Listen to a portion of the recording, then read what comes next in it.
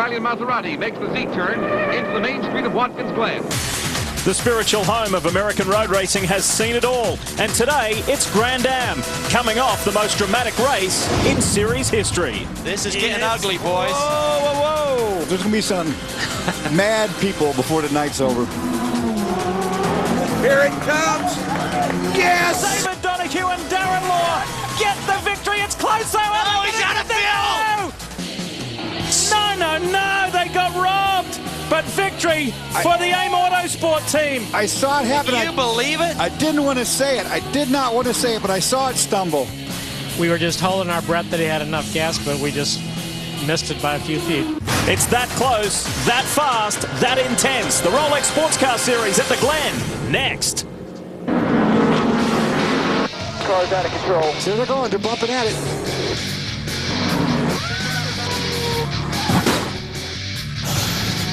Oz is not afraid to mix it up, and they do mix it up. That's what Grand Am racing's about.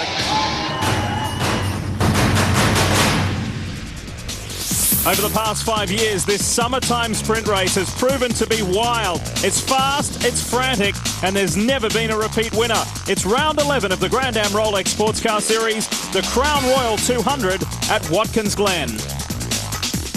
Hi folks, Lee Diffie and Dorsey Schrader with you here in upstate New York, and it's great to be back at the Glen, this wonderful road racing venue. And in the world of endurance sports car racing, Dorse, this one's a quick one. It's fast. 2 hours or 200 miles, whichever comes first, and last year they did it in just over an hour and 3/4. And speaking of fast and close, that's certainly reflective of the finishes in Grand Am Rolex Series competition this year. The last 3 races we have had just incredibly close finishes, and 3 of the all-time top 5 closest finishes, including last week in Montreal, where the difference was just 64 thousandths of a second. It's been a special week for Grand Am. It really has. It's only been 5 days since that really fantastic finish where a new team, AIM Motorsport, won their first race. 2 new drivers to win their first race as well. Mark Wilkins and Brian Frizzell did a great job. But you know what's funny? 2 weeks ago they said to me, the team said, we're going to win a race before this is over. It would be really cool if we could win in our home country in Canada, and they did. So if you believe in fate, believe this. This is Watkins Glen, home track to Brumos Porsche. And you look at Darren Law, who ran out of gas with 100 feet to go. He was devastated, but now he's really pumped up. Now, can they win at their home track here? Well, I think everything's in their favor this week. That's certainly been one of the talking points for sure. Another one, exciting news for a new team. Well, certainly an experienced team with a new car, new livery. Childress Howard Motorsports with the AT&T Pontiac Crawford. It's exciting news to have them here. The boys on pit road, Justin Bell and Chris Neville, with more on this intriguing story. Lee, it's what all the chatter has been about all year long. Richard Childress making his debut, 11 NASCAR championships for this team owner, and now we've got the debut with the AT&T Pontiac. Richard, what does it mean for RCR to be pairing up with Ricky Howard and Max Crawford? Well, it's great. You know, it's going to be a fun series. It's something I think has a great future to it, and we want to be involved in it. And we're excited about tonight. We didn't get qualified kind of like we wanted, but it's all good. Well, now you guys have missed 2/3 of this season. It's all preparation for next year. What type of battle does this team have in front of them getting ready for a championship run next year? Well, right now we're working with a brand new car, brand new chassis, and a great Pontiac engine. So we're just going to see how it goes and run maybe another race or so this year and be ready for Daytona. Well, with 11 NASCAR championships, it shouldn't be long before we see the AT&T Pontiac running up front. And Justin Bell is with another team that's busted to get a win. Hi there, everyone. Well, can you imagine how hard it is to win a Grand Am race? Well, to have it taken away for want of a teacup full of gas must be like a kick in the gut. And someone who's standing here, Darren, are you feeling better by now? Not really. You know what? To run out of fuel that close to the finish line was probably the hardest loss that we've had. And we've got nothing to hold back anymore. Dave and I are just going for it every lap. That was hard. Well, everyone said up in the announcing booth that you've been like a dog with the bit between your teeth all weekend. I guess you got the tools, you're on the front row. It must be very motivated. Yeah, we are. The team is really motivated. We've run up front for the whole last half of the season. We've been second 3 times. I mean, we're up front. I mean, there's no reason why we can't get a win out of this. Well, I think you should stand by that one. Yeah, we wish them well once again. Here we have some onboards for you. Wayne Taylor Racing, SunTrust, Pontiac, Dallara with Michael Valiente, the 10 at the top. The 60 for Mike Shank Racing, and the 91, Riley Matthews, Pontiac Riley. Well, one man who knows all too well about the Glen is Dorsey. Talk us through the Pirelli track map, Dorse. Well, this weekend, Watkins Glen, we run their short course, and the short course is just short of 2.5 miles, 2.45 miles to be exact. And one thing that really stands out about this racetrack is how fast it is. The pole time, a new track record, over 135 miles per hour. Now, watch out for that turn 5, 6, 7, 8 area. You can get stuck in the gravel there. Race analysis really quickly as we're coming to green. 30-45 minute rule in effect. And you get high speed, 176 miles an hour, slow speed, 87 in turn 1. Better be right on pit lane, boys. The race has started. Second pole of the year for the AIM Autosport team. Valiente is on the inside. Whoa, a bit of a wiggle down into turn 1 from Brian Frizzell, the pole man. The front row guys are on wet, and there's a spin in the middle of the pack. Oh. Contact, I think that's the 22 car. It is, in fact, no, it's the 47. The 47. And the 91. Oh, boy, and that's big damage. Heavy damage on the side of that for Ricky Taylor in the Brax Candy Doran Dallara. Meanwhile, up front, speaking of a Dallara, there's been a change of the lead momentarily now. Brian Frizzell wrestles it back from Michael Valiente. And he did that just in the nick of time because the full course caution's going to come out with that carnage down there, I'm pretty sure. But right now, there is the lead. Jim Matthews and Ricky Taylor are stationary down in turn 1. Maybe Matthews has been able to get going again. It looked like more damage on the Dallara of Ricky Taylor. But it's Brian Frizzell, Michael Valiente. Look at the stretch they've got over the 01 of Memo Rojas, and we're under our first full course yellow. Yeah, that had to happen. I mean, I was about to say that the racetrack isn't completely dry. It's got wet areas and it's got dry areas. Watch here at the back of the pack, back of the screen, 3 wide. Things get turned around, and now backs in. Oof. Poor, there's nowhere Jim Matthews had to go there. Look at it from the back, you'll see a little bit more action. Here's side by side. The 47 is going to touch the 3. It spins out. Now he doesn't lock the brakes up. He backs up and backs right in front of Jim Matthews' 91. What was that car that it clipped? There was a car right in front. It may have been the 60 of... Oh. That is a hard hit. Yeah, it's a very hard hit, and Jim had nowhere to go because the 47 just backed in front of him. Look at this now. He'll try to make his way to pit lane, but this is a completely ruined right front corner, and I'm sure the day is done for the 91. And I was also going to say at the beginning, and you can see on that right front tire, that it is a wet weather tire. Not all of the cars are on wet weather tires. The front row, in fact, were on wet weathers. The only ones that were on wet weathers happened to be the 10 car, the 01, the 3, and the 16. I think you might see those guys come to pit lane right now and get some slicks on. I'm not sure because we got rain in the area still. Chris, I know you're there. This is not pretty. No, it's not, Lee. Lots of damage to that right front corner. The team did ready a new PWR radiator to put in the car. I don't know if they're going to have to do that because there's so much damage on that right front corner. So it's going to depend on what they can get fixed up there and get them back out. But that wheel is askew. A lot of control arms torn apart. So it's big damage here for this team. We would think with this wet race, it'd be the perfect race for Mark Goosens to come in and potentially get another win for this team. They looked strong at the 6 hours of the Glen, but also Jim Bell had a little bit, or Jim Matthews had a spin there too. So Watkins Glen has not been good to this team this year. Justin? Well, actually, you know what? I think the 47 car fared a lot better than your car. Is actually the side, the right-hand side is kind of caved in right through the monocoque. But they stopped, they had a look, and they sent him straight back up, guys.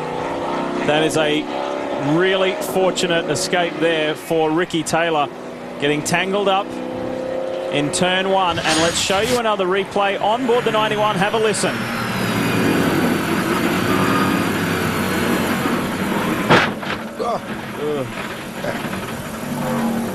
That is a noise you do not want to hear. That's a sight you do not want to see as a driver. We will squeeze in a quick break. We'll come back with more from the Glen. Look at this wonderful old footage from, as we said, the spiritual home of American road racing. Wonderful images, the Formula One days, and even our old Dorse leading one of the Trans Am races. Special memories here from the Glen. I love this racetrack, always will. We welcome you back to Watkins Glen, where we were remiss earlier, Dorse, to mention weather. It has been a big factor here today. It has rained off and on all day, and it will continue to do so through tomorrow the way it looks. Not all the racetrack is dry. Everybody that just came in for pit stops went from wet tires to dry tires, all but the 01. Now watch that car, because it's on full wets. If it should rain again, Lee, in the next 5 minutes, he's going to be a hero on that call. Set for the restart with Brian Frizzell in the AIM Autosport exchange-traded gold car. Riley chassis 001. This was the very first Riley ever built for Daytona prototype competition, and it was victorious last weekend in Montreal. These boys are on a high. Massive boost for the Canadian team in just their second year of Grand Am Rolex Series competition. Look at the 99. Here comes the Gainsco machine. And Memo Rojas in the 01 on the full wet tires won't have very much time before he starts looking for water. I think he's doing it now. The bus stop has not been a happy area of this racetrack over the past 24 hours for John Fogarty, because right here he has gone off track twice, once in qualifying and once right before the race as Fogarty puts it up the inside of Rojas. And I think this is what you're seeing, Lee. The 01 is on the wet weather tires. Are squirming around. You see it right there. He's a sitting duck now. David Donahue has gone through as well to claim third place. So too is the Ruby Tuesday. Porsche Riley of Bill Auberlin has come from 6th up to 4th. Nice move there. And Mark Patterson looming in the background. Career best qualifying effort yesterday for Patterson of 6th. 16 car with brake lock up to 3 was trying to get up underneath there. Well, it's that time of the season, and here comes Michael Valiente, fresh from changing from wets to slicks, and is on a move. Tell us more about the Ganassi car, though, Chris. Well, Rojas still out there on wet weather tires, so really squirming around, trying to pray for some rain, and I don't know if he's going to get it because the clouds that we do have are a bit broken up. But guys, when you look back at last weekend, 5th place was their second worst finish of the year. The worst finish of the year, Mid-Ohio, in 8th place, and that one was in the rain. So if Scott Pruitt's behind the wheel and the rain starts coming, is Pruitt going to think championship, or is he going to be thinking win? Riding with Michael Valiente, being very patient, waiting for his moment to get by the Porsche-powered Allegra Motorsports Daytona prototype. A new car in the field this week for Carlos de Quesada and Jean-Francois Dumoulin. And you can see from that onboard that the racetrack is pretty dry. It's definitely a dry tire track right now. Southern Motorsports car just squeezes through on the inside. That is the 3 of Shane Lewis. They've led on 3 occasions this year, and team principal Steve Southern said to me earlier today, we'd like to make it 4 today, but they have some work to do. A little further back in the field. This racetrack is so fast that you really load the tires really hard here. I mean, the slowest corner is turn 1, and it's 87. That's not slow by any means in a corner. It's Brian Frizzell, John Fogarty, David Donahue, and Memo Rojas looking for wet spots to try and soothe those overheating wets. I don't think he's going to find much out there. I mean, you see him dodging around looking for puddles, but there just isn't any. Riding again with Valiente, forcing his way through, and he was coming up behind Andy Lally, and this is David Donahue, forceful driving, getting by John Fogarty for second. Great job. David Donahue said he was so devastated last weekend that he said, I'm willing to do anything to win. Nobody better get in my way. I'm not playing nice anymore. We're still talking weather because it's starting to come over dark. Justin? Yes, it is. Right, I just saw Eddie Cheever looking like the amateur weatherman out there with his hand upside down. And that's how technical you get in racing in the end. You come to the front of the pit box and check it out. But I do want to point out some very interesting, important track surface changes between last year and now. You see them come by the start-finish line now. They go up through the S's. They actually have put concrete on the inside apexes of both those corners where the car is at its most loaded up. And I can tell you as a driver through there, I did this race last year, you get a tendency to push, to understeer as you turn in. They're now getting like a hop and a skip across the surface change. So that is very difficult, especially when the rain comes down.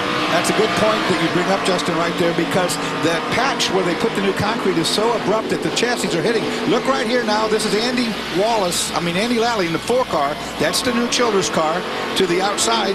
Oh, and look at the rain in turn 1. Rain on the windshield of Michael Valiente, SunTrust Delara. This is the only Crawford in the field, car 4, the new Childers Howard Motorsports entry. And Lally is in 8th place after starting 13th. Promising start, but how will this fare for the Ganassi car with rain starting to fall again here at the Glen? And at 2.5 miles around 1 lap, it can be raining down there in turn 1. And you see right here, it's completely dry. Here is the Telmex Lexus Riley. Are those wet weather tyres already gone? Are they done? Or is there still some meat left on them here with conditions getting wetter, slipperier?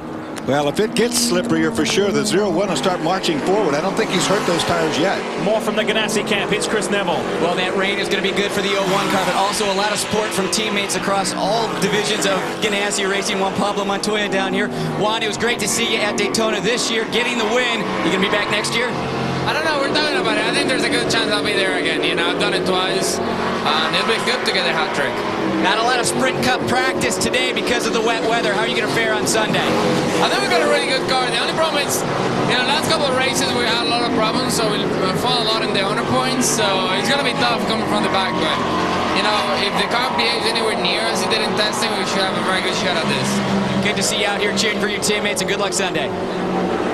Imagine seeing Juan Pablo Montoya here at the Glen in a Daytona prototype. He would love it. This is Memo Rojas, and he's in 11th place at the moment. It's Brian Frizzell leading for AIM Autosport from Donahue, Fogarty, Orblin up to 4th, Johnson 5th, Mark Patterson, where he qualified, in 6th, ahead of his teammate John Pugh, Valiente, Lally and Fittipaldi. That's the top 10 as rain continues to fall here at the Glen.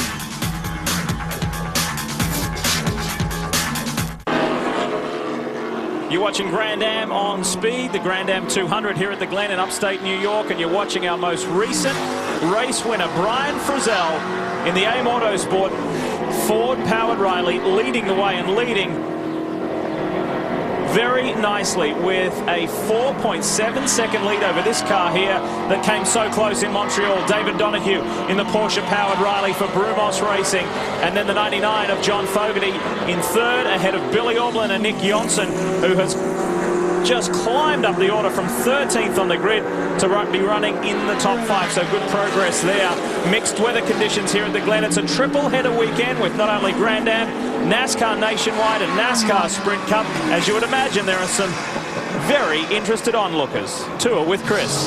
Well, Lee, more cheerleaders down in the Ganassi pit. Dario Franchitti and Jimmy Johnson. Dario, you're cheering on your teammates. You also got the win along with Juan Pablo.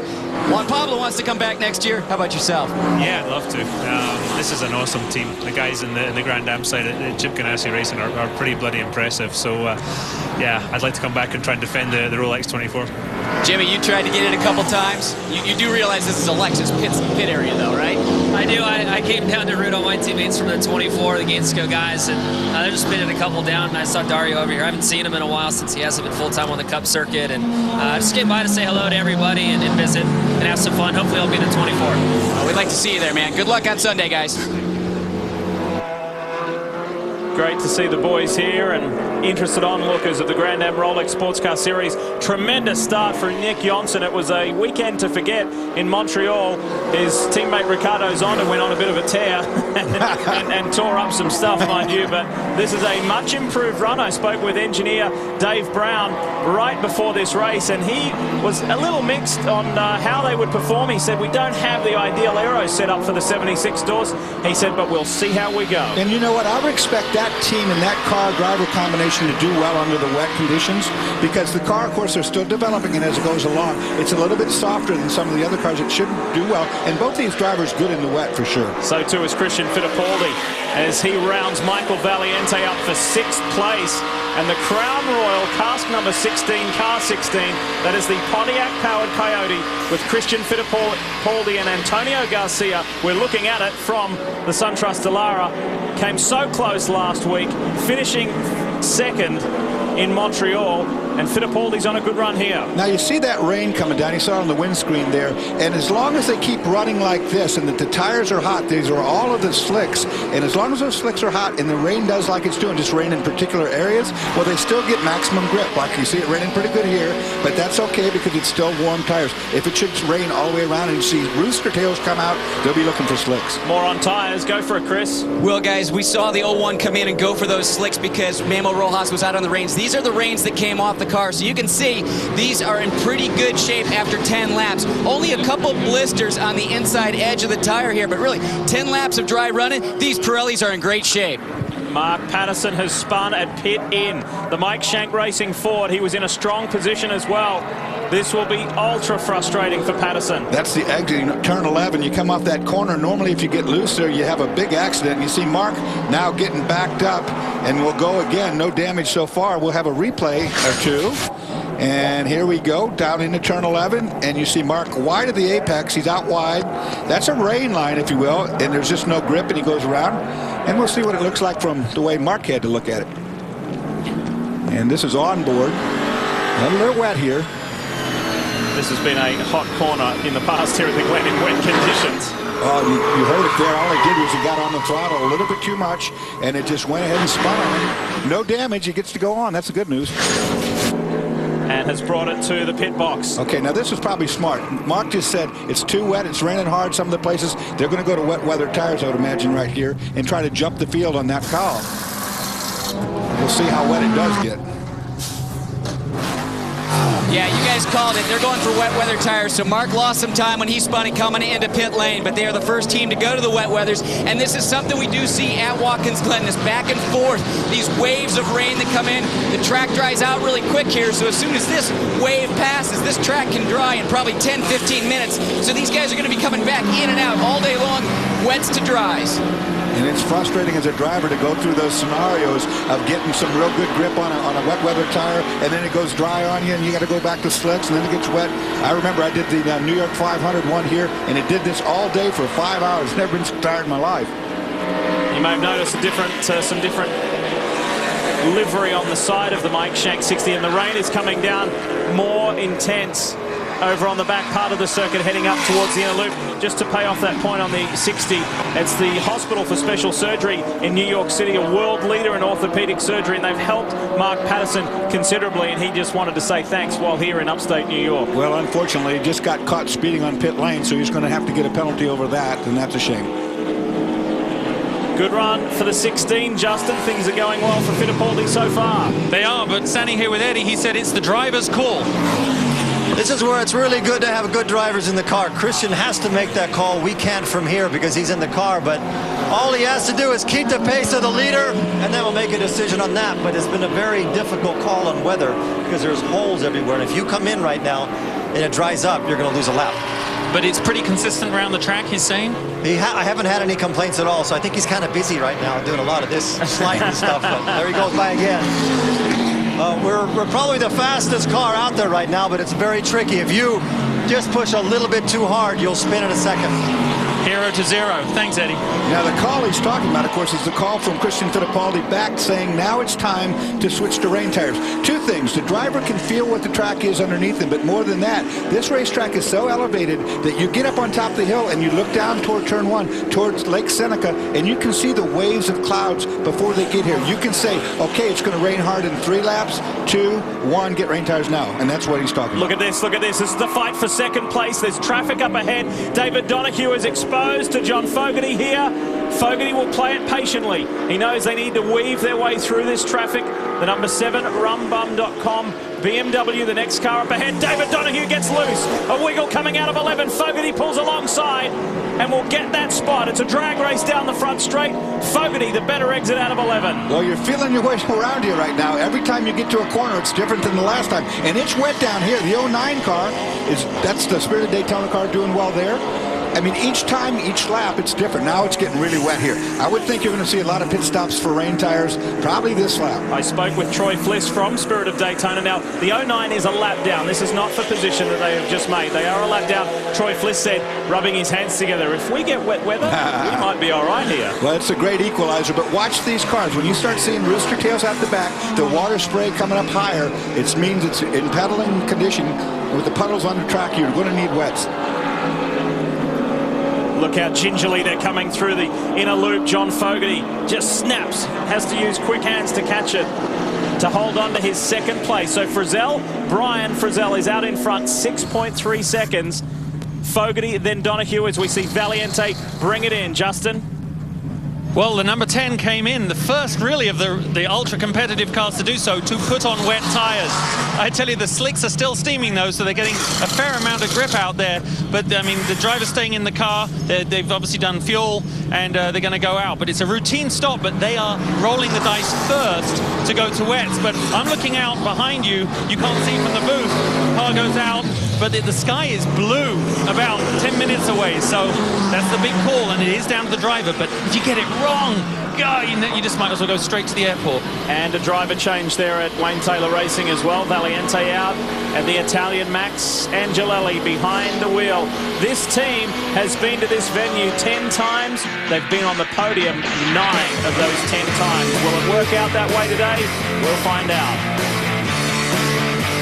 See if the 01 car can get back up on top. Speaking of being on top, 24-year-old Brian Frizzell for the AIM Autosport. The Ford-powered Riley leads this race. He was the pole sitter, set a new lap record to get that pole, his very first career pole in Grand Am competition, and has just been enjoying himself out in front. However, we should say working hard, because while we're in that last break, he had some anxious moments, and we should add that John Fogarty is eating into his lead each and every lap. It is down to less than 4 seconds.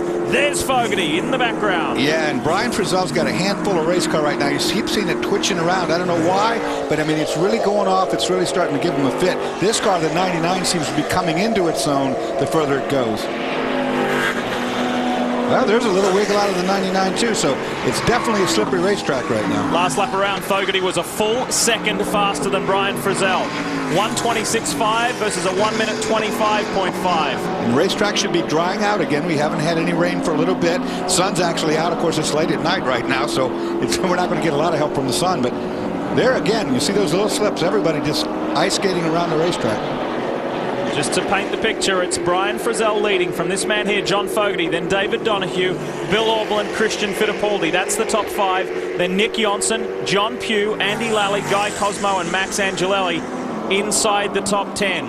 Obviously, all these cars are not allowed to run traction control. That's why you see the drivers really have to be careful on the throttle when they try to exit. You get that little wiggle like you see right there. You can't just jump on the horsepower. If you try to floor the car, you'll spin the car out. So right now, there it is again.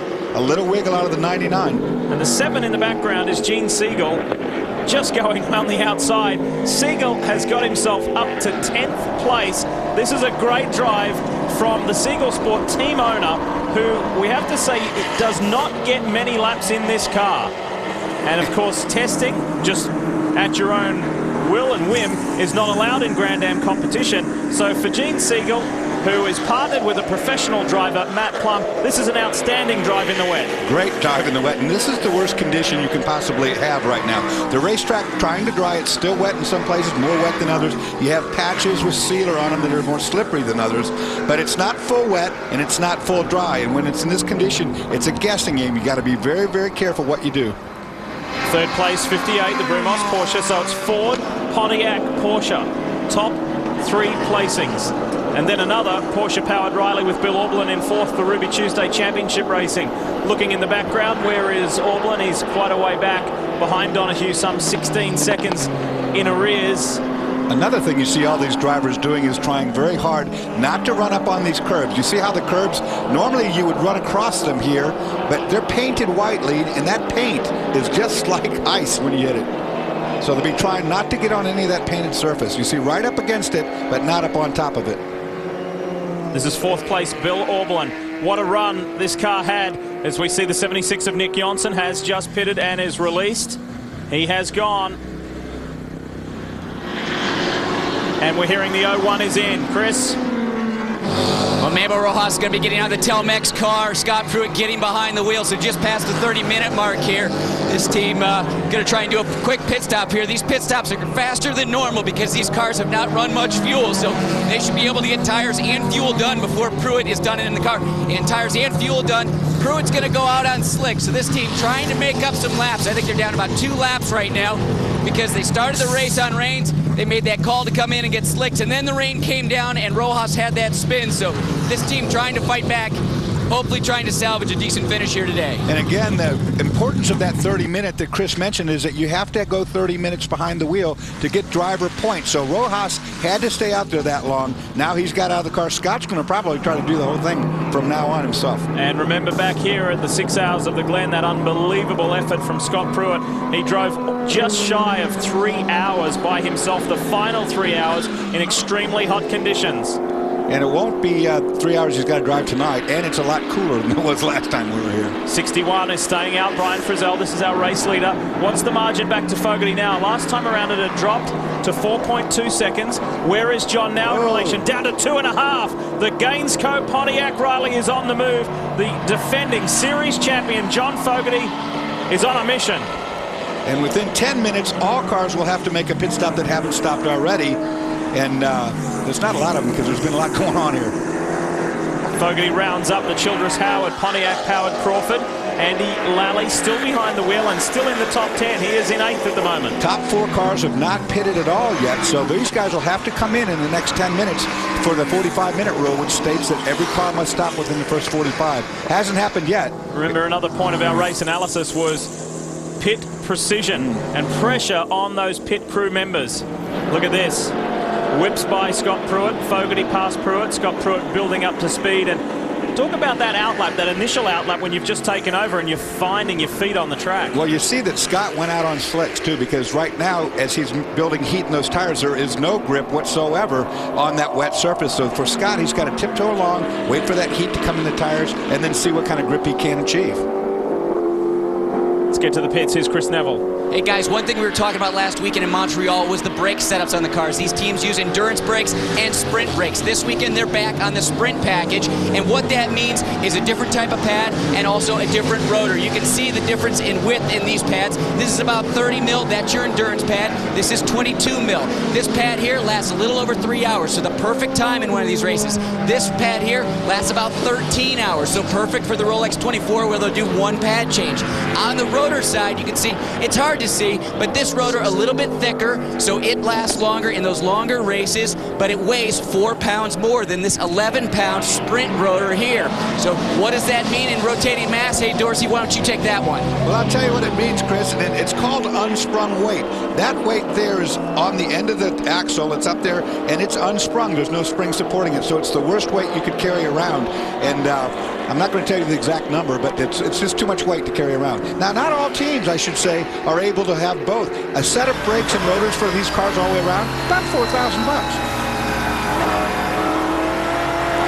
Let's take a lap with Mark Patterson here and listen. You won't hear a lot of braking here, but watch. 2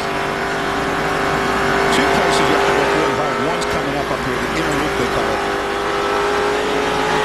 These cars will achieve a top speed of about 176 miles per hour right here as he's up into top gear. And on your left, you'll see brake markers, probably 5, 4, 3, 2. There they go, flashing by. Now he's hard on the brakes. He's going to go down to 3rd gear for this complex, the inner loop. Still quite fast here, about 90 miles per hour, and he's good speed as you come down 3rd gear. Now, this is where the old long course you would turn left to go to the long course up to the last gear. Not this time.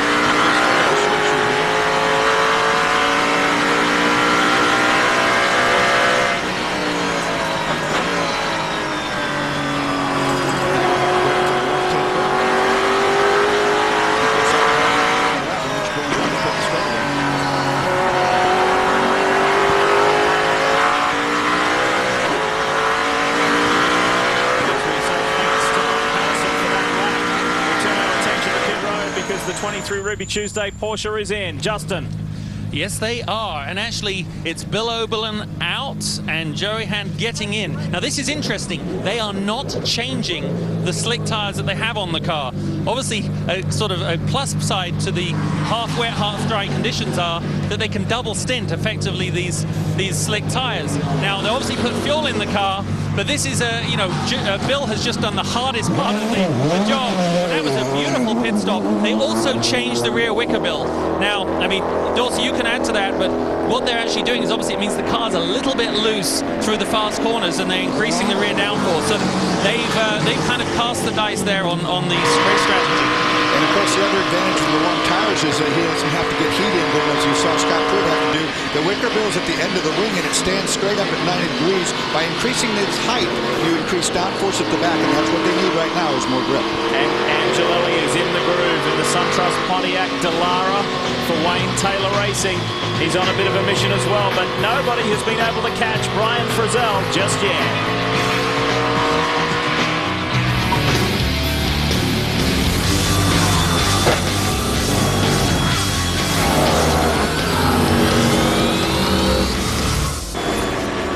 From extracting a car wedged in a house to handling angry customers, no job is too tough for O'Hare Towing. This is all about Wrecked, one of the new shows for 2008 on Speed. Life in the crash lane. And our race leader is in. Chris? Brian Frizzell pulling the 61 car into pit lane. Mark Wilkins taking over this team. I talked to both of these drivers before the race, and they would like to do nothing more than try and get another win here back-to-back for these guys. They've been so quick all year, but adversity, usually later in the race, has kept them out of the winner's circle. Last week they broke through, but this team's got to have a great pit stop. Wilkins already in the car, ready to go. Fuel's done. They're down and away. In the meantime, here's the 99. It's in too. We talked about at the beginning of the show, part of the keys to the race, perfection in the pits. These are the only pit stops probably they need to take if it doesn't rain anymore. And whoever gets it done first is going to be the lead on the track when they get out of here. Here's the 58 as well. All routine. Driver changes everywhere. Law has taken the wheel from David Donahue. And they're three very attractive pit stops from the AIM Autosport team to the 99 Gainsco team. And you can see in the background there the 58 Brumos car behind the 99 of Alex Gurney. And unlike a NASCAR pit stop, instead of just coming and getting fuel and 4 tires, you saw they took a windshield tear off. But there's got to be a driver's change. Now doing a crash on the front straight here. The 75 backs it in. That's Eric van der Poel, his return drive to the Grand Am Series after winning the Spa 24-hour last week in his native country of Belgium. That's the inner loop. I'm sorry. You see cars coming out on driver's left there, driver's right. He spun that in the inner loop under braking, I'm assuming, unless he got into contact with some other car. Eric has raced many times here on the long circuit, but it's his first time on the short circuit. Boy, he had 2 cars under him, but I think that was all on his own doing. You saw him spin in the brake zone. He makes the guardrail pretty good contact and rides it down here to the old turn 5.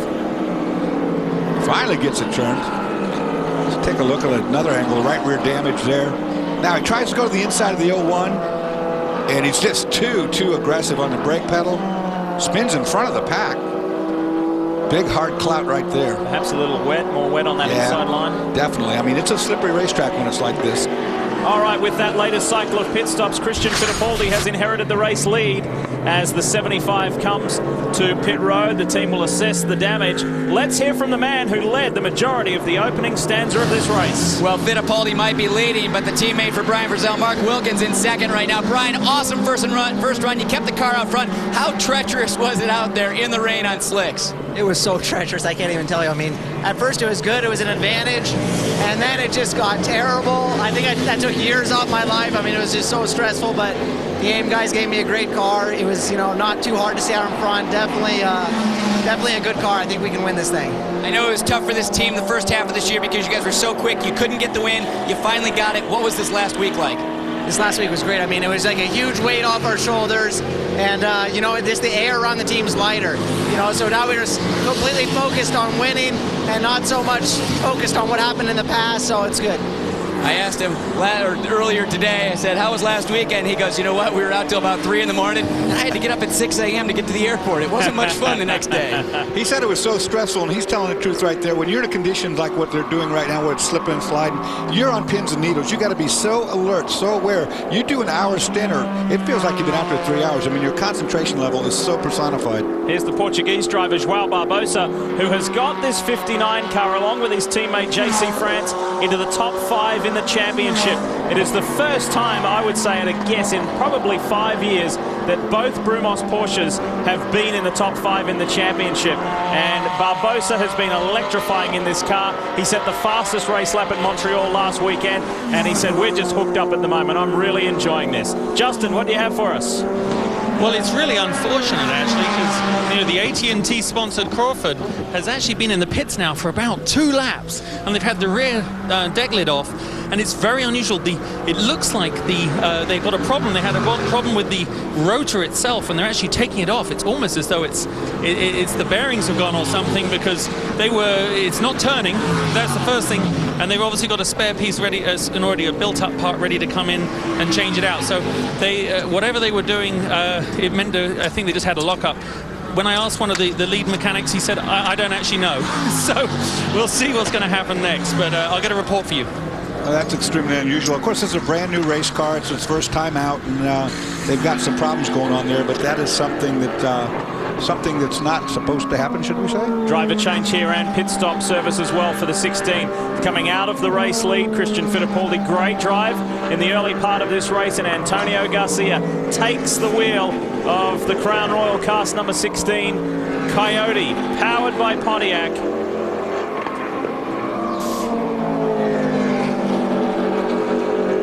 Now, what is the story here with the Chiba car? I thought they were being held, but now they're just trying to get it going. Maybe they've got some form of clutch issue. Well, that's tire smoke, but when it fired, it had some smoke too coming out of it. It looked a bit unusual. So Garcia is up and away. Take it away, Chris Neville. Well, Lee, last week we gave Darren Law all the time because of that run up front, but we got to remember David Donahue is the guy that hands over the car, and David, you handed it over in third today. What do you think? Is this going to be the race? I'm not commenting on that. That's ridiculous anymore. Darren's got a really good car. Primos Racing has done a great job putting a front-running car. I think in the the legs of the 99 car easily. Traffic and the rain and the unpredictability of that situation allowed him to get by, and then I made a couple of little silly mistakes. But when it's dry like this, it's more predictable. The inner loop's still real slick, and the big carousel after that seems to be completely unpredictable. But other than that, we got a good car to race with. Well, they got a good car. They also did a good pit stop. And talking to Hurley Haywood earlier today, Lee, you're going to like this one. He said, if we're leading at the end of this thing, could you please have Dorsey call the finish? I've already given it to Dorse. I said you take the last lap. Well, I hope I get to make that call. I really do. 7.8 seconds out in front is Mark Wilkins over Gurney, and then the 58 of Darren Law. We'll be back. When you come to a place like Watkins Glen, you can just bathe in the racing history. Have a look at these wonderful images from the early 50s. 10 years later, we would see Formula One, the US Grand Prix, come to the legendary Watkins Glen. That's what downtown looks like these days. And the drivers thoroughly enjoy coming here. The history of it for me is a pretty big deal. You know, you go walk down the street in downtown and you have the plaques embedded in the sidewalks with previous winners, and just pretty cool to see the history of it in a town that's so closely tied to a race. One of the first times I raced here, I bought a picture, and it was of the start of one of the early Grand Prix when they had it down on the streets of the Glen, and it's one of my favorite pictures. I have it hanging up, right in my my area I spend most of my time at in my house. For me, thinking back on this track is a lot about the old Can-Am cars that used to run here and the GTP cars that used to run here. The prototypes, back in the 70s and 80s, they were just so wicked fast with the amount of downforce they generated. That's kind of the first thing that comes to mind around here. Even though our team is run out of North Carolina now, and Brumos is based in Jacksonville, this is really our home away from home. Since Mike Colucci's from this part, and same with Bob Snodgrass, our late owner. So, and this is really where I started doing a lot of driving. So, what's the first thing that comes to my mind lately? I want to be on the top step. That's where I want to be. Back to racing and back with Max Angelelli for Wayne Taylor Racing in the SunTrust Dallara, and that is Antonio Garcia disappearing in the distance there. These two have been having a wonderful arm wrestle while we were away in the break, and they're fighting over 6th place. It's Mark Wilkins who leads by 11.5 seconds over Alex Gurney, Darren Law, Zonta, Hand, and then Garcia, and this man here, Angelelli. But let me say this, looking at the lap speeds that these cars are running right now, the racetrack is really fast. Those last laps were right at what they qualified at. For this man Garcia and then Max Angelelli, they just both ran into 106.6s, about where they qualified. The only other car on the racetrack achieving the speed of that is their leader, Mark Wilkins. He went a 6.8 that last lap. I wonder if Alex Gurney has something for him. We'll find out. Let's hear from his teammate. Well, John Fogerty was another driver who had to struggle those opening laps, dry tires on a wet racetrack. John, right now, I feel like we've kind of given the championship to Pruitt and Rojas, but they're mired back in 14th. You guys are up front. Do we have enough races left this year where you guys might be able to charge? For sure. We're not conceding anything to anybody at this point. There's 4 races to go.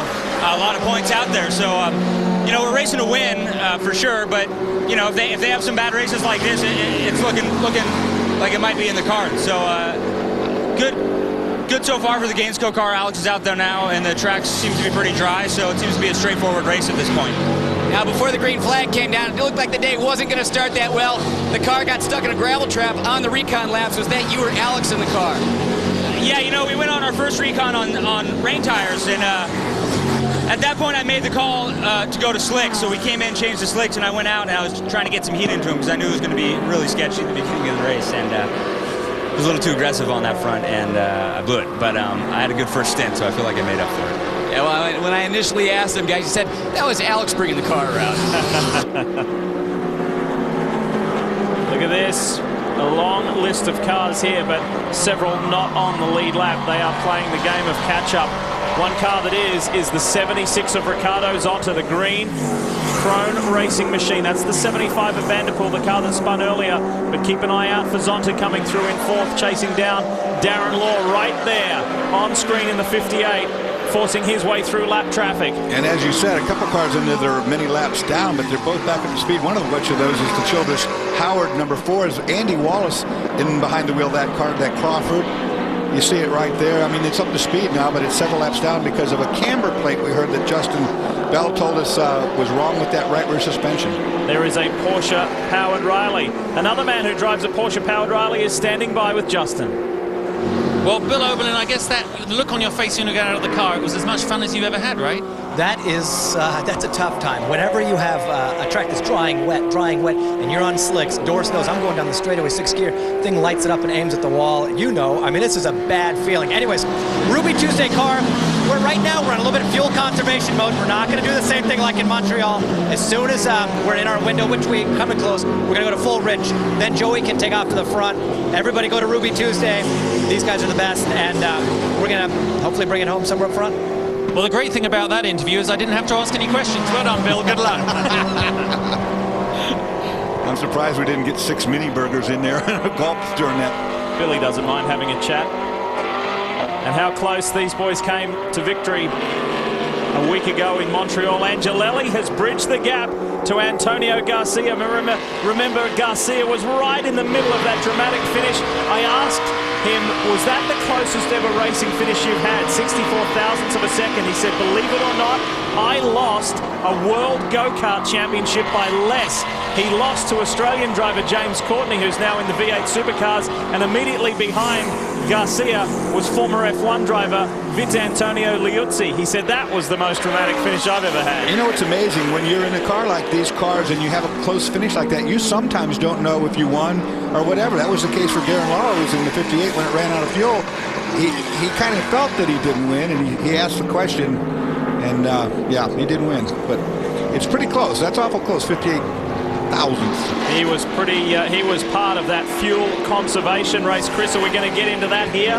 Well, we definitely got into it last weekend, and what they were just saying about going full rich and lean, you can see on the steering wheel here, this is off the 91 Riley, and this little toggle switch here can go to 1, 2, or 3. So 1 is full rich, that's as much horsepower as you can run. 2 is when you want to lean it out a little bit. That takes about 10% of the horsepower away.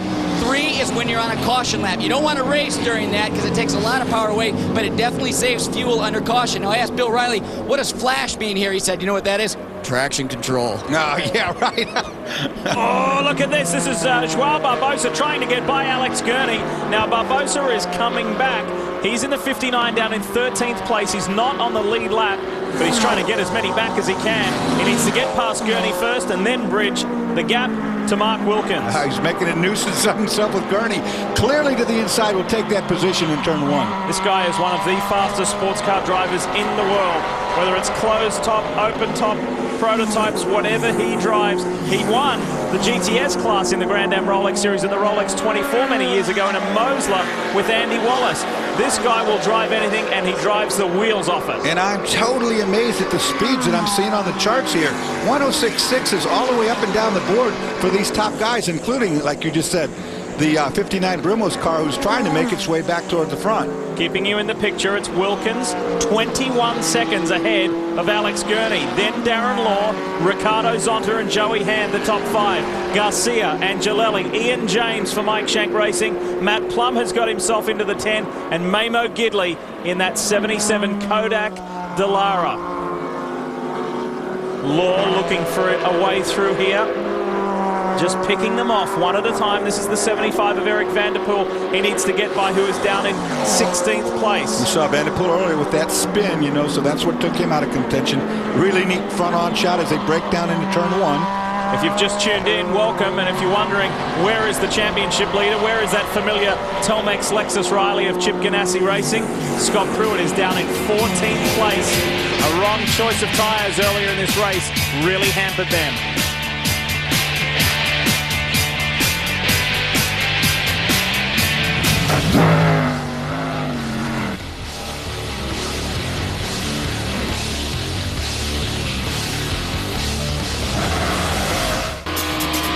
Welcome back, folks. We continue Grand Am here at Watkins Glen. Lee Diffie along with Dorsey Schrader, Chris Neville and Justin Bell. And this is Max Angelelli, former series champion, former winner here in this summer sprint race, the short course event at the Glen. And currently he is sitting in 7th place, chasing Antonio Garcia in the Pontiac Coyote. A more promising run, a few positions up ahead. Ricardo Zonta is in 4th place, and his teammate Nick Johnson, Chris, did an outstanding job.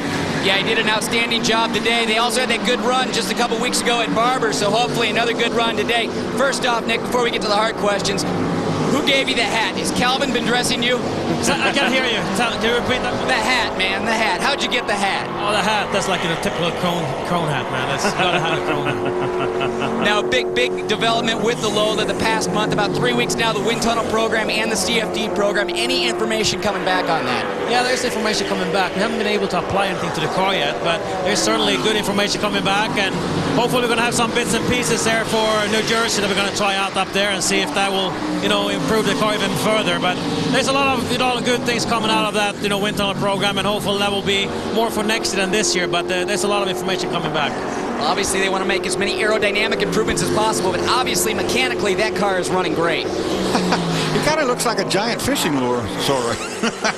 that hat like that. Here is Ricardo Zonta, Nick Johnson's teammate, running nice and solidly in 4th place. He's about 6 seconds behind 3rd place runner Darren Law. Wilkins is 23.5 seconds out in front for AM Autosport. The Ford-powered Riley, then Gurney, Law, Zonta, and Hand is the top 5. So nothing changed there. We didn't think we were going to get this kind of race, to be honest about it. We thought we were going to have this rain coming off and on. It's been doing it all day long. And this is the driest the racetrack's been since yesterday. So the racetrack itself is what we would call a green racetrack. It didn't have the grip when these guys started, but it's really coming in. Also, and I know we mentioned it earlier that Justin mentioned that there's a bunch of new pavement down. Actually, it's concrete as you go up through turn 2 and up through the S's. We had 3 full course cautions this race last year, just the one today, and that was on the opening lap, folks, where there was a heavy collision. If you weren't with us, there was a big collision right here, turn 1, between Jim Matthews and Ricky Taylor. This is the 4. This is the Childress Howard Pontiac powered Crawford that's off the AT&T entry. Well, it didn't get stuck in the gravel, and that's the good news. Andy Wallace has been able to get it going again just on turn 11 there, and he's close enough to the pits to return once again. Speaking of the pits, let's hear from Christian Fittipaldi down there. Christian, we just saw the AT&T car come off. It was very easy to do, especially earlier, wasn't it? Yeah, it was pretty tricky early on. Unfortunately, I started on wet. I could see the rain coming, but after the flag dropped, the rain went around the circuit, and then it dried out pretty quick, and I came in very early. I went to slicks, went back to last, and as you said, it was really tricky in the beginning, but the car was running fine. We came through the field, and I stopped where I stopped, and we had a slow stop, and now Antonio's finishing the race. I mean, obviously, the last race you had the luck of the Irish with you. You were very lucky in the last race. You know, you benefited from other people's misfortunes. But this race, I think everybody, now it's gone dry, is going to be pretty much on a steady pace. I a little bit disagree with you, Justin, because I stopped last race, started 9th, stopped in 4th.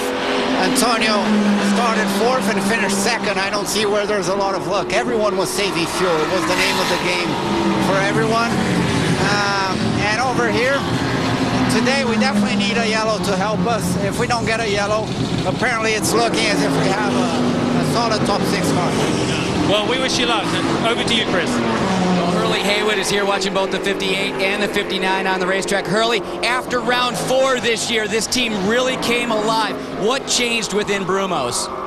The mixture. I like to think of it as a recipe, and when the recipe comes together, it tastes good. If you put too much salt or too much pepper in it, it's going to ruin it. But we've got the perfect touch now, so it's tasting really good.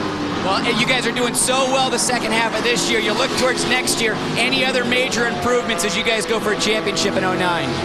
Well, once we got the recipe right, we're going to look at next year and look for the championship. Right now, we want to win. We're concentrated on winning. We're not really looking at the points. We want the win this year, and then next year we'll run for the championship. Guys, when you look at the stats, those first 4 races, this team did not finish in the top 10. Now, the last 6 races, they have been all top 5s, and they've had the second best finishing average other than the 01 car. And it's a combination of things that Hurley's talking about right there. I mean, early on there were some strategic calls that were bad. I'll be honest about it. They just didn't have it right. They messed up some races there. So that was part of it. The performance of the race car wasn't as good. They've polished both of those entities now to the fact that they're calling the right calls on the racetrack. The race car's got its speed, and the drivers are pumped to win. And I think this here is the 2-year anniversary of those guys switching to the Riley chassis. They know the car, they know each other, and they're heading in the right direction. Do you fancy witnessing hundreds of historic race cars challenging the corkscrew for 3 fabulous days? It's all about the Monterey Historics. There's a very important number to call, 1-800-327-SACA, 1-800-327-SACA. August 15 to 17, the Monterey Historics, a worldwide legendary event. We welcome you back to Watkins Glen. And things not going all that well right here for the Childress Howard car. Andy Wallace has come to a stop under our second full course caution. He has been the catalyst for that, and it's been a little bit of a stop-start affair in this steep learning curve again. It's been some almost 2 years since Crawford race cars have raced full-time under their own banner, and here with this new program, the Childress Howard Motorsports program, we wish them well. And as you can imagine, we heard from Richard Childress at the top of the show. There are many people interested in this program, and Chris Neville caught up with one of them. Well, the Childress Howard AT&T Pontiac will spend the rest of this season getting ready for a championship run in 2009. Hopefully in 2009, we'll also see Jeff Burton behind the wheel. Jeff, what are the chances we'll see you at the Rolex 24 next year? I don't know. I mean, I have a lot of interest in it for sure. And this series has really grown. It's fun to watch. It's great racing. It's really cool to have AT&T involved with the program this weekend. And I'm going to leave it up to the professionals. These guys know what they're doing. And hopefully if that fits into the program and I could bring something to the program and help, then I'd want to do it. I don't want to come and just tag along. I want to be able to bring an effort that could help. So if we could work something out like that so it was good for the overall thing, then I'd have a lot of interest in doing it. Well, hopefully next year we'll see Jeff Burton add his name to the list of NASCAR stars that have ran the Rolex 24. It's great to see AT&T come on board here with that team and Howard Childress Motorsports and that man, Jeff Burton, one of my old teammates back in the Ray Bestis days. And, you know, that's exciting. And we go to that 24-hour race in Daytona, come springtime. It's going to be star-studded for sure. As it is each and every year. You have to feel for Mark Wilkins. His 23-second lead has been evaporated. That gives the likes of Gurney, Law and Zonta another shot. See what happens when we come back on the other side of this break. Stick around.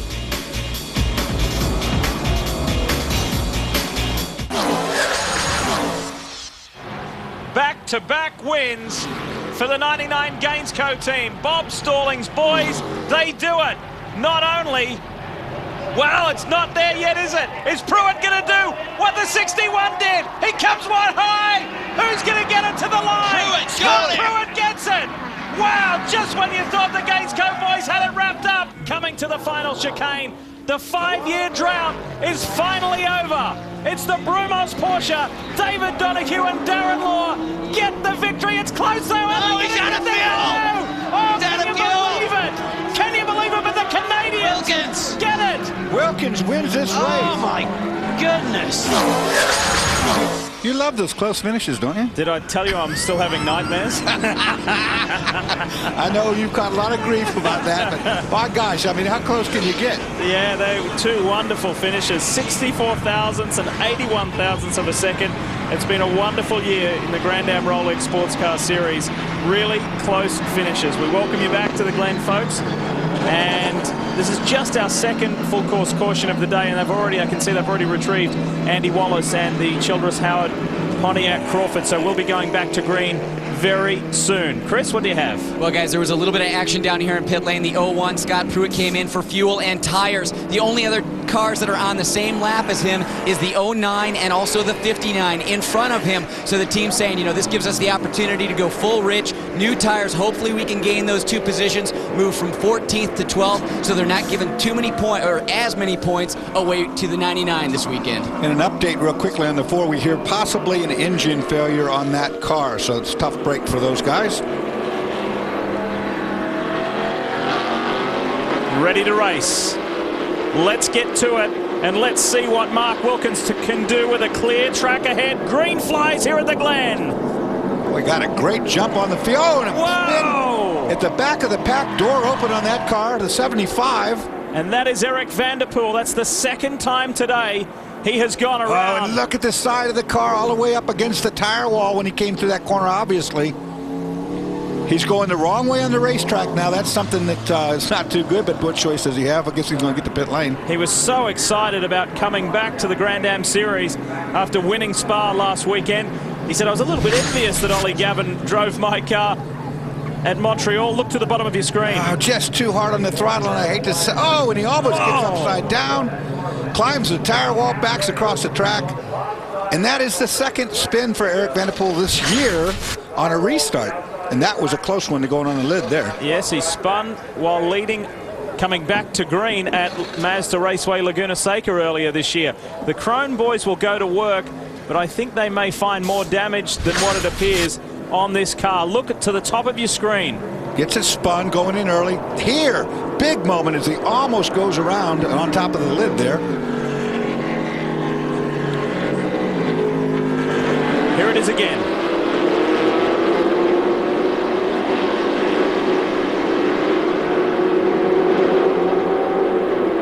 Yeah, just clearly got on the throttle too hard, trying to get a good jump, go down in turn 1, and the car was wet, cold tires, and around he went.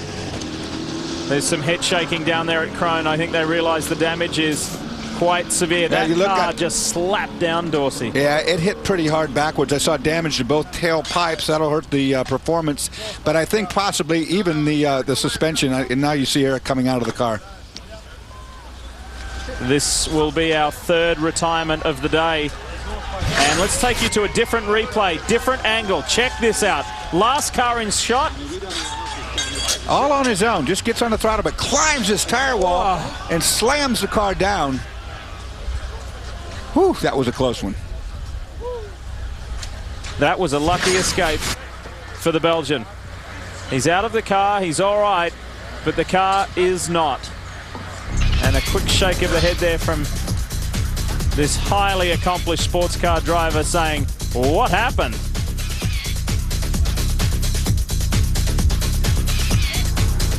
Welcome back, folks, to Watkins Glen. You're watching Grand Am here on Speed, and you're watching the big cleanup of the 75 Proto Auto Lola for Krone Racing. Eric Vanderpool had a very scary moment. That's the car. It is retiring for the day, and it will join the 4 of Andy Wallace and the 91 of Jim Matthews of being wheeled back and being pushed behind the wheel.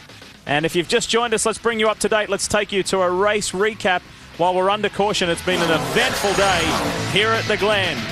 Right before we even went green, defending series champion and race winner John Fogarty had troubles on the recon laps. Once we did get going under mixed weather conditions, there was a big incident. Turn 1, Jim Matthews had nowhere to go and just nailed Ricky Taylor.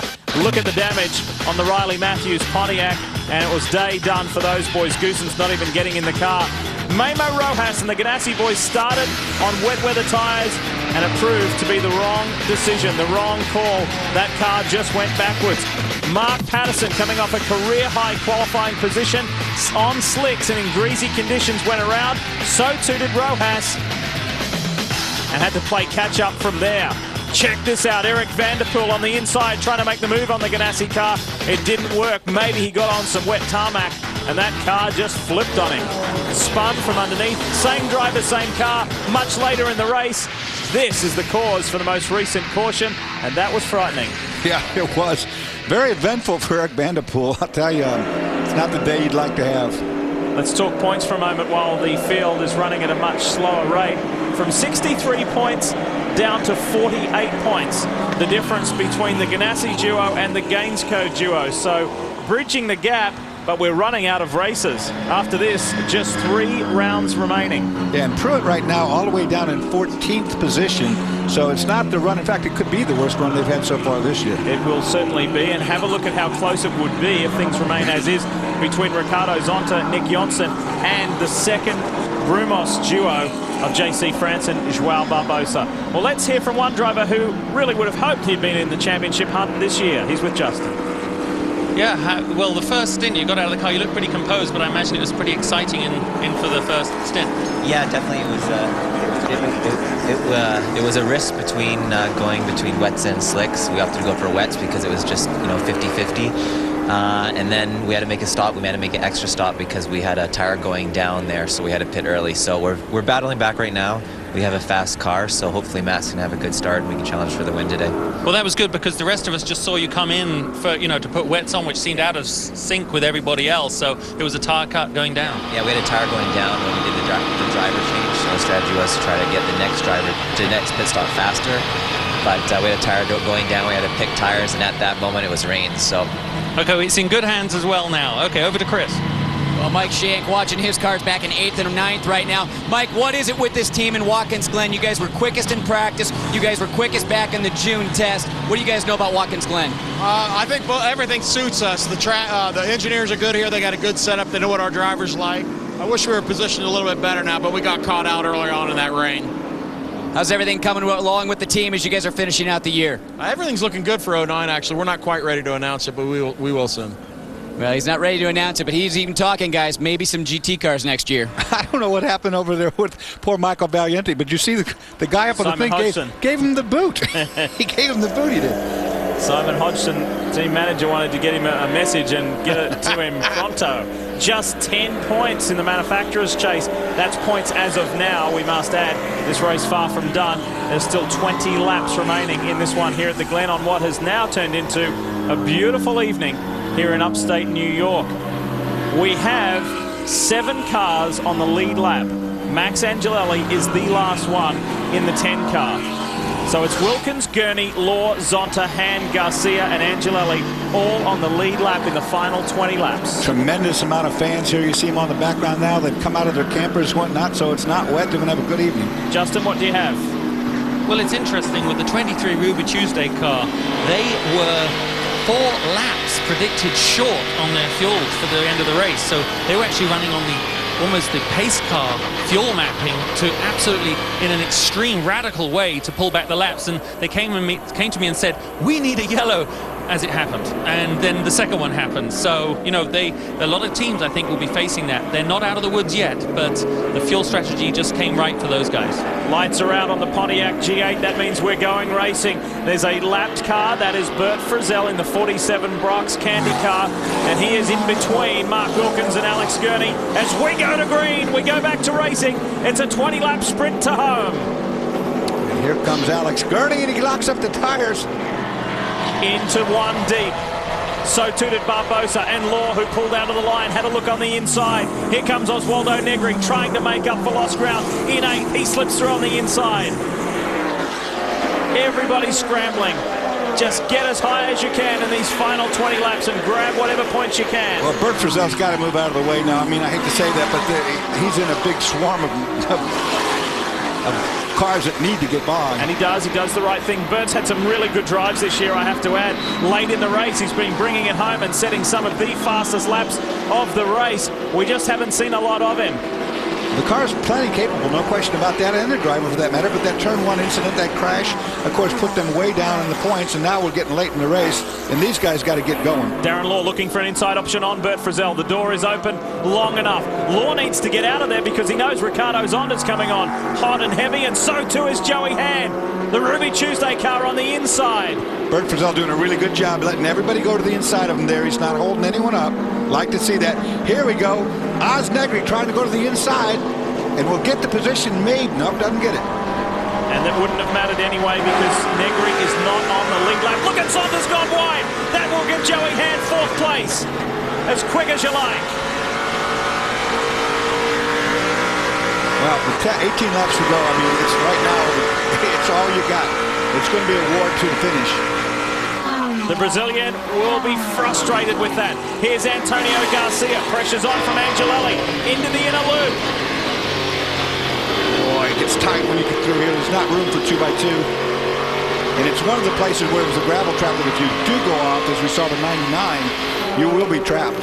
Angelelli just had to breathe, just had to lift and let the 09 take position. That's Marc-Antoine Cameron. Now we'll get the job done.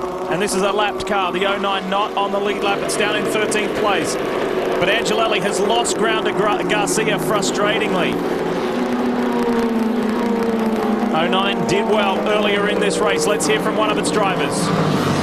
Well, here with the ever-youthful Guy Cosmo. Your teammate Cameron's doing a great job out there, running right at the front.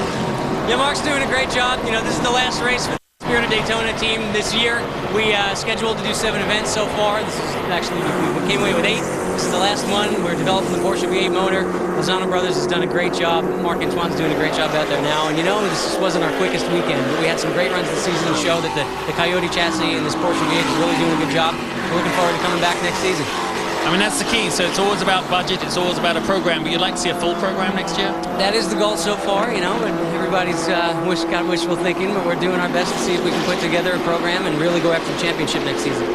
Guy Cosmo is always smiling, even when things aren't going well. But today's a good day. Back to you guys. And he's got a busy weekend. He's off to Iowa to race on Sunday in a BMW in the Coney Challenge. We wish him well with that. Here is first and second. Mark Wilkins, Alex Gurney. Darren Law, Joey Hand, Ricardo Zonta, and we got it 16 to go. It's going to be a wild finish. From 23 odd seconds down to 7/10 of a second. It's somewhat of a gift for Alex Gurney, but the defending series champion will take it. Can he convert it to victory?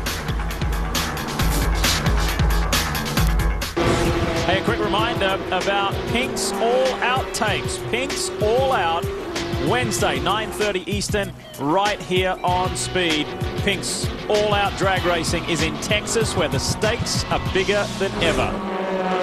We're back in the closing stages here at Watkins Glen Grand Am, here on Speed. Race leader is still Mark Wilkins. He's got about 1.5 seconds over Alex Gurney, but the pressure is on. That's not a pass for position. That is Joao Barbosa, who is a lap down. He's getting by Alex Gurney. That's not for position. Where the battle is for position is right behind them.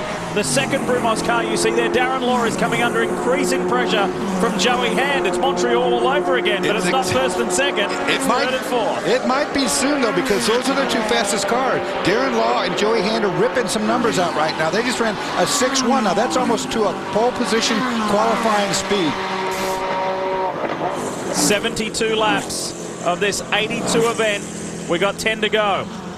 Look at the Ruby Tuesday car. Here comes Joey Hand. He brought it in from about 2 seconds to a 1.5 seconds. Now it's down to a car length, Chris.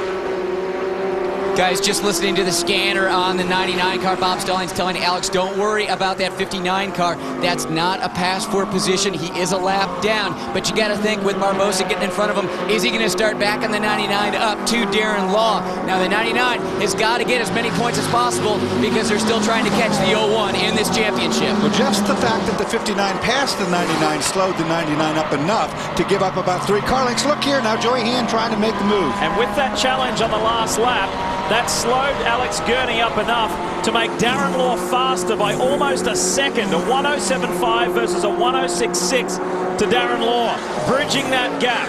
Second place is on the offing. It's not out of the question. No, that's what I was talking about. The pass being made alone cost him that second you're talking about. Then you look at lap times. The fastest two cars are Darren Law and then Joey Hand. In fact, Joey Hand is the fastest car. The Ruby Tuesday right here. That Porsche is really, really coming along. Two Porsches now. Third race for Alex Job and his team with that Porsche-powered Riley. It is not their car. They have not purchased it. They are leasing that car to the end of the year and then make their decision for their 2009 program. Currently in fourth, Ricardo Zonta is in fifth, Garcia sixth, and Angelelli seventh. They are the cars on the lead lap. But look at the 59, if you will, because he's catching the overall leader, Mark Wilkins. If that car could get in front of the 59, if the 59 can get in front of the 61, well, a lot could happen. Take a look at this. This is an interesting stat and an interesting graphic. The tale of two seasons for the 99. Big contrast. Talking with team principal Bob Stallings earlier today, he said, what else is going to happen to us? You tell me. He said, we have had the full gamut of bad luck this year when that car has been in a winning position. The 99 I'm talking about, the Gainsco Auto Insurance Pontiac Riley. And you know what? They had one of the best years last year I've ever seen a team have, but I can't say this is one of the worst years they ever had. They've had some bad luck, but I mean, the car's competitive. It's running well, no doubt about it. The real question right now, though, I think, is that lead car. You see Mark Wilkins in the 61 under heavy pressure from Joao Barbosa. And what's he going to do? Can Barbosa get in front of him? And if he does get in front of him, is he going to slow him up? What would you do if you were Wilkins? Just let him go, wouldn't you? I'd be afraid he'd want to slow me up if I let him in front of me, that he would team play a little bit and let the 58 catch me. Time is running out, though. 7 to go here in Watkins Glen. Light is fading, intensity rising. Is the AIM Autosport team about to be back-to-back winners? It took so long for them to get that very first win, and they may go back-to-back. And it's amazing, really, that they got that win. That's the oldest car in the field. That is chassis number 1 of the Rileys. It has a ton of racing miles on it, and all of a sudden, it gets its first win. It's been the fastest race car here all weekend long, and I don't think Wilkins is going to let Joao by. I don't think I would, because I'd be worried about him slowing me up. It's different bodywork. It's running 2008 Riley bodywork, but the car itself is the old Ganassi car. It is the car that Scott Pruitt and Max Pappas won the 2004 Grand Am Rolex Sports Car Series with, and still running strong. Boy, this is something else. Joao really, really working hard trying to get around. But for Mark, I don't know. I wouldn't let this happen if I could help it anyway. The team will be coaching him. They're still running incredibly impressive lap times. A 106.7 that time around for Wilkins. Barbosa a 106.6. Pressure's still on for that third spot. Look at the top of your screen. Joey Hand is menacing Darren Law.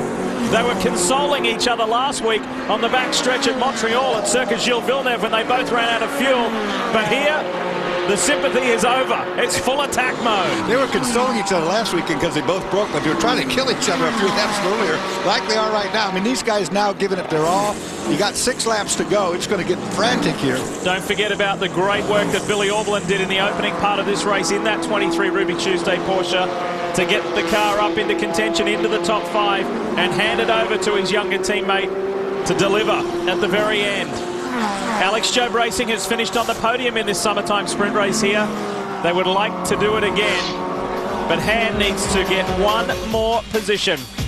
There they are, the Brains Trust at AJR. Alex Job hoping to bring it home, and Mark Wilkins' dad looking on. It's the run to home here at Watkins Glen, the Grand Am 250 at the Glen. This is not a pass for position. It is a pass to get a lap back, however, for Joao Barbosa. But I don't know if that's what it is either. I mean, he got his lap back, but there's only a handful of laps to go. Can he slow up Mark Wilkins enough for the 58 team car to catch up that? There's 4 laps to go. We'll know in a minute.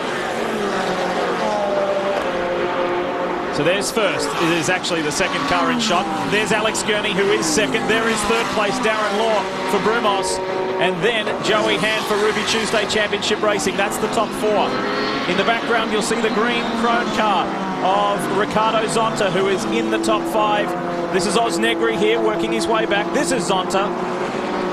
And another impressive top 5 result for this first year with the new Lola. The Proto Auto Lola, Pontiac powered. A lot of development gone into this car this year. CEO of Proto Auto, Jeff Hazel, and the engineer, Dave Brown, along with team owner Tracy Crone, and all of their staff have done a really top job. This is Antonio Garcia. He has the 6 of Ian James behind him, but Ian is a lap down. This is the 10. This is the next car and the last car on the lead lap, Max Angelelli. First time for the Wayne Taylor Racing Dallara at this circuit. Remember, they did very well. They podiumed at the 6 hour, but that's when they had to revert to their Riley after the transporter fire post Laguna Seca. Look at Darren Law menacing Gurney in the closing stages, shadowing him. Just coming out of the draft there, heading into the inner loop. And glad to see Joao Barbosa is not holding up Wilkins whatsoever. He's trying to outrun him, so that's clean driving. I didn't want to see that it's good this way. But in the meantime, Darren Law giving it his all. He's made a gap all the way back to Joey Hand right now. I was thinking about when you were talking about that earlier, and Joao Barbosa isn't that kind of driver. Lovely man, great driver, high in demand all around the world in sports car racing, and has found his home here at Brumos Racing with the retirement of Hurley Haywood from full-time racing. And he is fast. You said, look, a little block here. Oh, the defensive driving from Alex Gurney in the closing laps, just 2 to go. Now, can he get the run up this hill? The best overtaking zone is into that inner loop up at the end of the back straightaway. 176 miles per hour. You got to get it down into 3rd gear. And he's up in slipstream. Darren Law is in position. He and David Donahue for their 5th podium in 6 races. What an unbelievable second half of the season it's been for the Brumos 58. Wow, Alex Gurney is holding up the process, and Joey Hand now, as a result, has caught the back of Darren Law. Much needed podium for the 99, you have to say. That'll bring some relief after a 16th at Barber. Remember the clutch problems when he was leading, and an 8th after being belted from pillar to post at Montreal. Now, I'll tell you what, this makes Darren Law kind of in a position where he's going to have to make this pass because Joey Hand is going to be all over him. One more time, Lee. All right, it's your lap. No, I think you're safe on this one. Just don't do it before it gets back there. Well, I think it's pretty safe for the win, but what about this? What about for the podium positions? Will Joey Hand be frustratingly shut out of the podium steps? Darren Law said last week at Montreal it was the worst podium he's ever experienced. He thought he'd be on the top step and had to stand on the 3rd step. Well, not many more passing opportunities left. Oh, Wilkins has got back by Barbosa. Yeah, I think something's wrong with Barbosa's car. He's falling backwards quick. Slowing? Is it fuel? Is it a fuel issue? As we run into this final lap. Still running at good speed, though, Joao Barbosa. Was it a move of generosity to give a clear track up ahead for Mark Wilkins? Think about the feelings at the AIM Autosport team. They've waited so long, a season and a half, to be called winners. They got that elusive first win on home soil in Canada. They get the 2nd win here at Watkins Glen. Back-to-back wins for AIM Autosport. Brian Frizzell celebrates with the father of the driver. Greg Wilkins and Mark Wilkins, father and son. What a great moment. And the AIM Autosport are back-to-back winners. How about that? And Brad Coleman, racing in NASCAR here this weekend, congratulates Brian Frizzell. So too does Price Cobb, sports car legend. We'll wrap it all up when we come back. It is time to hear from our winners. Chris? Well, guys, Mark Wilkins and Brian Frizzell stuck up on top of the 61 cars. It's being moved forward down here in pit lane. They got out, they celebrated, then Grand Am wanted to push the car a little bit forward in front of the podium. So we got to get these guys down off the car. The only other team to have multiple victories this year. Mark, last weekend you guys did it on fuel economy. You won that one. You got the first win. This today, you get it on outright speed. Yeah, I mean, man, Brian here in the wet was flying and did a spectacular job. And I tell you, I couldn't have done anything less. I mean, the guy just Brian just drove such a heck of a first stint. He kept us in it, and I just drove it as hard as I could, tried to save some tires, and we had it at the end. It was great. Brian, why does it always seem like the second win comes easier? I have no idea. I mean, the energy changed on the team. It was, you could feel it. Everything was lighter, and you know, we just were purely focused on winning and just forgot about what happened in the past, because you know the past was excellent, and just focused forward, and that's what happened. And Mark did a hell of a job. I mean, he just kept it out front. He won it on pace. You know, last one we had a little bit of luck. This one was pure pace, and we showed them what we got. You look at what this team's gone through this year. They kind of hang their heads down, the crew that's been working for you. How about this last week for these guys? Oh, it's unbelievable. These guys are the best. You know, no one works harder than these guys. No one gives us gives a better car to any of the drivers in the paddock. I can't see enough. Ford gives us the greatest motors, the best support. I got thanks to all the Roush Yates guys that's back at the shop, and I mean, it's just awesome. Brian Frizzell, Mark Wilkins go 2 in a row. Justin. Well, here I am, Alex Gurney. What a great result for you, second place. They haven't been coming quite so easy this year, so it must feel great. Yeah, it really does. I'm really happy for everyone on the Gainesco team. You know, it feels a little bit like a win, but again, just a classic Grand Am race, and they never let you have them easy, and had a good battle there with both Brumo's cars. They were very quick today, and you know, congrats to the 61 for winning. They were the class of the field all weekend. And obviously the beginning of the race was mentally hard, I imagine, for John, but the end looks as though it got a bit physical out there. Yeah, a little bit. You know, John definitely drove in the most difficult part of the race, you know, on slicks in the wet, and we were asking him to stay out there. You know, it would work our pit stops in the right way. So, you know, great team effort, and everything worked out perfect. Perfect. Very proud of you. Back to the booth. Yeah, good solid performance from the Gainesco guys. Let's talk championship points with just 3 rounds remaining. Rojas and Pruitt, their lead is clipped, but they still have a very healthy one. Keep in mind you get 35 points for a full round win, so they boast a 49-point advantage. A further 20 points back is the 58 duo of Darren Lord, David Donahue. Another podium here today. Very valuable stuff as they chase down the Gainesco guys, Gurney and Fogarty, and then their teammates join them in the next position. JC France and Joao Barbosa, more very valuable championship points. More from pit lane. Darren, last week you said that podium was the hardest podium you've ever had to swallow. Is this one going to taste any better? You know what, this one's not bad because we fought hard and it wasn't taken away from us. You know, 99 ran great. I thought I might have been able to get him, but it was just so close in the end. We were pretty even, but I need to say thanks to Brumos and Porsche and everybody, and hi to everybody at home. The car was really good. Now, this is the 7th race in a row now for you guys in the top 5. You guys ready to win a championship next year? Oh, man, we are so ready. We are ready for it right now. So, yeah, I mean, that'll be the goal next year.